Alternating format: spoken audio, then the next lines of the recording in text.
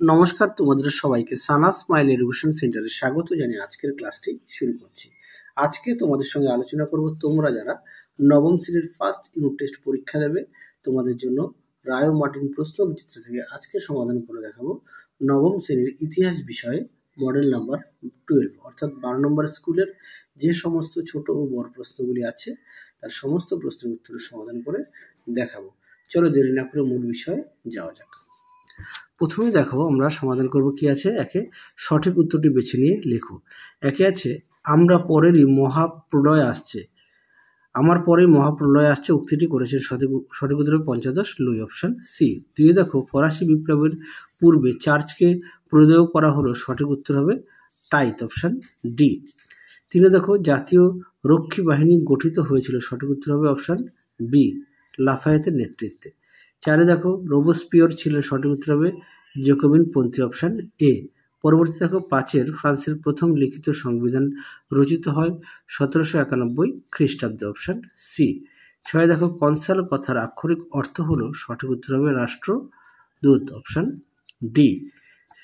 তারপরে দেখো সাথে আছে ব্যাংক অফ ফ্রান্স গঠিত হয়, সঠিক উত্তর হবে 1800 খ্রিস্টাব্দে, অপশন এ। তারপরে দেখো আট দেখে অর্ডার্স ইন কাউন্সিল জারি করে, সঠিক উত্তর হবে ইংল্যান্ড, অপশন বি। তারপরে দেখো গডজ ছিলেন, সঠিক উত্তর হবে স্পেনের দূরদর্শী মন্ত্রী, অপশন সি। পরবর্তী দেখো পেনিনসুলার যুদ্ধ সংঘটিত হয় নেপোলিয়নের সঙ্গে, সঠিক উত্তর হবে স্পেন ও পর্তুগালের, অপশন ডি। পরে দেখো বাম স্তম্ভের সঙ্গে ডান স্তম্ভ মেলাও। একে আছে ফিজিওক্রেটস হবে সি, অর্থনীতিবিদ।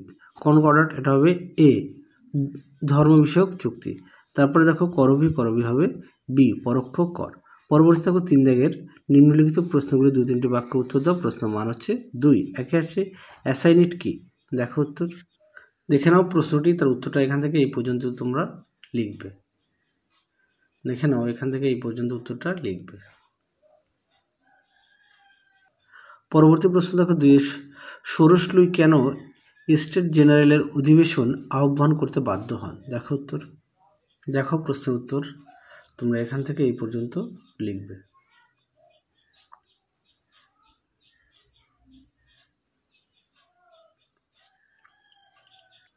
পরবর্তী প্রশ্ন দেখো কোড নেপোলিয়নের দুটি ত্রুটি লেখো, দেখো উত্তর।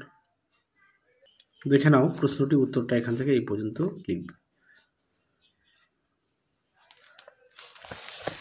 পরবর্তী প্রশ্ন দেখো 4 দাগে নেপোলিয়ন মহাদেশীয় অবরোধ ব্যবস্থায় পতনের দুটি কারণ লেখো, দেখো উত্তর। তোমরা এখান থেকে যে কোনো দুটি পয়েন্ট লিখবে। দেখে নাও যে কোনো দুটি পয়েন্ট লিখবে। পরবর্তী দেখো লিজিয়ন অফ অনার কি, দেখো প্রশ্নের উত্তর। দেখে নাও প্রশ্ন উত্তরটি তোমরা এখান থেকে এই পর্যন্ত লিখবে। দেখে নাও।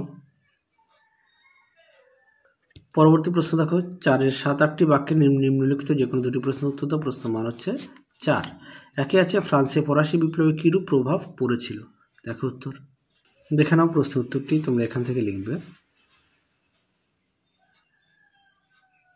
দেখে নাও এই পর্যন্ত উত্তরটা লিখবে।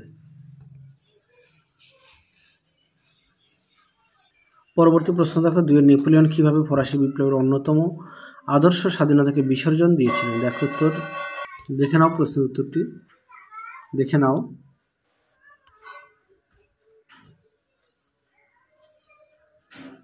পরবর্তী প্রশ্ন দেখো স্পেনের যুদ্ধে ফ্রান্সের ব্যর্থতার কারণগুলি কি, দেখো উত্তর। দেখে নাও প্রশ্নের উত্তরটি তোমরা এখান থেকে লিখবে। দেখে নাও এই পর্যন্ত লিখবে। পরবর্তী প্রশ্ন দেখো 5-এর নিম্নলিখিত যে কোনো একটি প্রশ্নের উত্তর দাও। একে আছে অভিজাত বিদ্রোহ কি, দেখো উত্তর। দেখে নাও অভিজাত বিদ্রোহ এখান থেকে এই পর্যন্ত উত্তরটা লিখবে। পরবর্তী দেখো কি আছে ফরাসি বিপ্লবের পূর্বে ফ্রান্সের কর ব্যবস্থার সংক্ষিপ্ত বর্ণনা দাও, দেখো উত্তর।